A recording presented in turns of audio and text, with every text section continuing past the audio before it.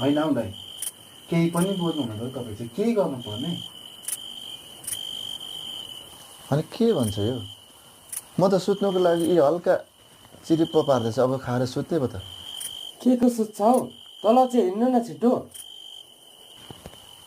अनि राति हुँदी कहाँ हिँड्नु भन्छ यसले फेरि?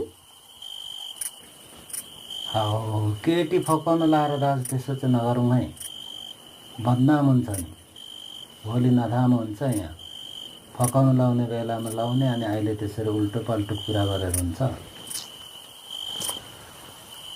अनि तँलाई मैले कहिले केटी फकाइदिएँ भनेर भने हो?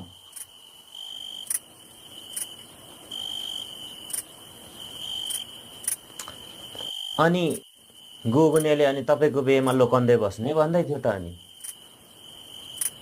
अनि तुम्माले नै त नि भन्नुभएको, तपाईँ फेरि नबोली